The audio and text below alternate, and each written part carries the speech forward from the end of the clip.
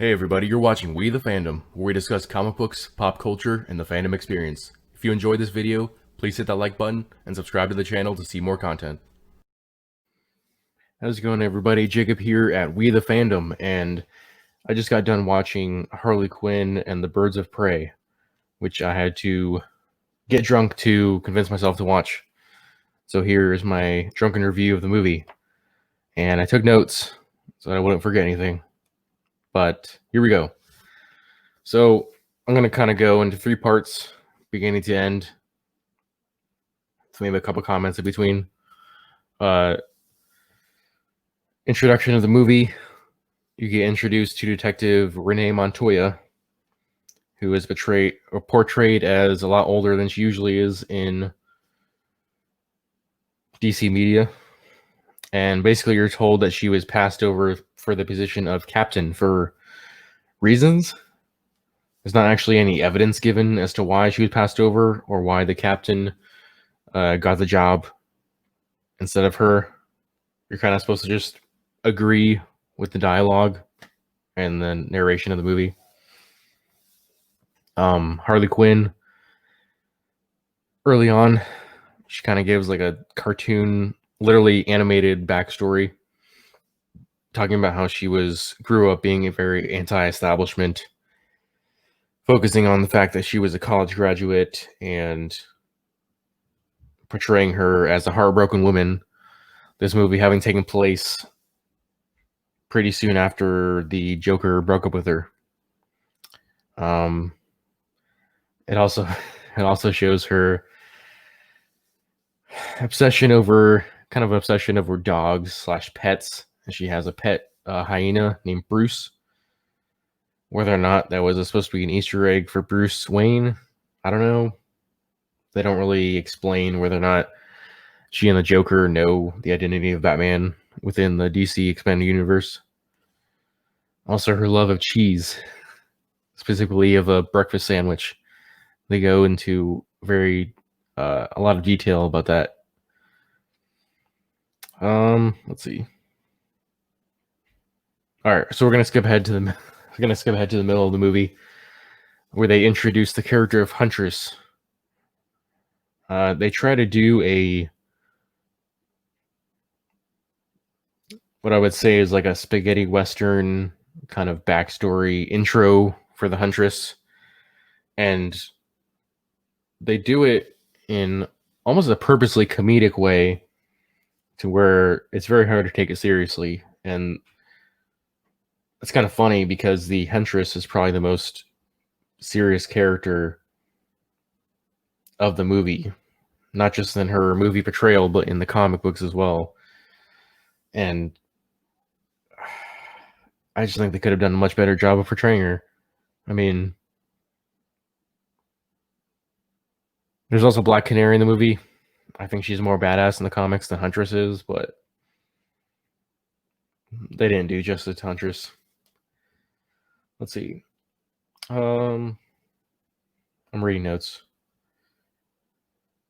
There were a number of actors, as well as the director, who, in the marketing for the movie, doing interviews for the press and stuff like that, oftentimes mentioned how they were going to try to talk about misogyny in this movie, and they use the villain. I say that relatively because at least a few of the heroes characters you're supposed to believe are heroes are kind of villains in my eyes, at least. But the villain, Roman Sionis, aka Black Mask, they try to use him to portray misogyny, but they portray misogyny in a very cartoonish and non-believable way, to where it's almost hard to believe that's an actual problem in real life, which I'm pretty sure is the opposite of the intention they had when they made the movie, and opposite of the intention they had when they were trying to portray this character and bring light to a real life issue.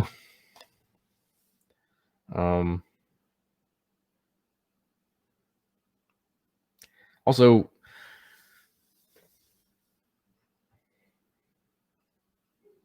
for those who didn't see the movie and those who don't know who Roman Sionis is in the comic books, they portrayed his character in the movie as like a prissy little bitch. So again, not an accurate comic book portrayal. I mean, I kind of see they were trying to portray him in that way to tie into the misogyny role. But again, they did a very bad job of portraying that whole thing. So they kind of threw a character under the bus in a crappy attempt to portray a real life issue. There's a part where you're supposed to feel bad for Harley Quinn when she gets betrayed by someone that's close to her. So there's a part in like 3/4 of the way through the movie where it shows Harley Quinn with a person that's implied that she has had a close relationship, whatever that could mean for Harley Quinn since she was a little girl, and that person ends up betraying her. And it almost seems like the writers are supposed to make you, trying to get you to feel bad for Harley Quinn.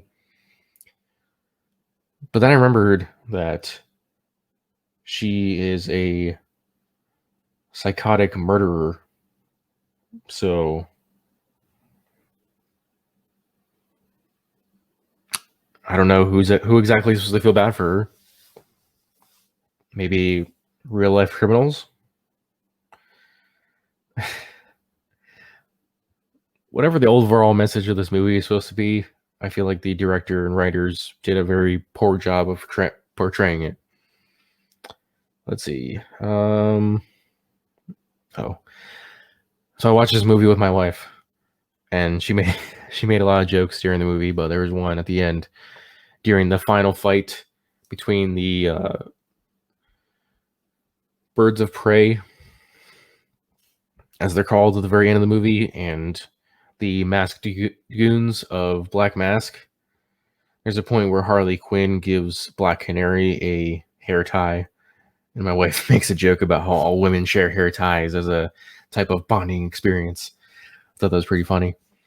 You may think this is a negative review completely, but there were some positives. I did enjoy the soundtrack of the movie. Overall, it's pretty good. They had a CGI hyena. Guessing at the budget of the movie, it was a very good CGI hyena. I'm guessing they spent most of their money on that. Also, despite the overall poor writing of the movie, I still appreciate Margot Robbie's portrayal of Harley Quinn. At least personality-wise, I think she's very spot on. Let's see. I avoided talking about the feminist agenda, as some would say, about this movie, as well as the race swapping, and tried to focus more on general plot points. And I have one plot hole that I really noticed, but it's a big plot hole. That being that Black Canary doesn't use her siren scream until the very end of the big fight at the end of the movie. There were so many opportunities for her to use that ability. Again, I can only chalk it up to poor writing. I mean, there was no logical reason for her not to use that power other than it suited the movie. It helped the plot move along without her ending up being the main character. But yeah, Black Canary, a chick who's known as the one who uses her sonic scream as a power almost all the time. It was even implied in the very beginning of the movie. She doesn't use it until the very end, despite many opportunities to do so. Many opportunities that would have basically gotten rid of the rest of the movie, thrown out the entire plot, if she had used her powers in the very beginning. So, lazy writing.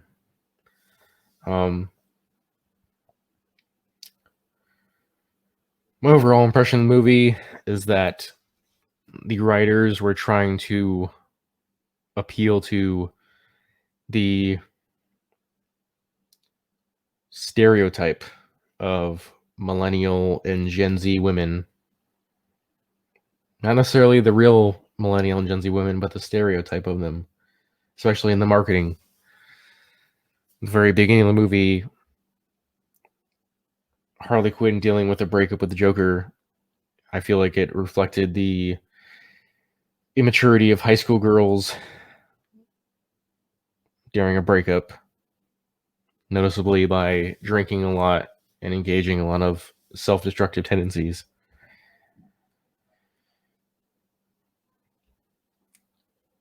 The movie didn't make a whole lot of money at the box office, and I think if they had focused on appealing to comic book fans instead of the stereotype of millennials, then they would have made a lot more money.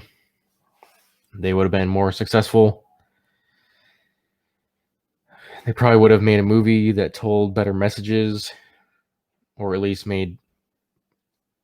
gave their messages in a more accurate and believable way.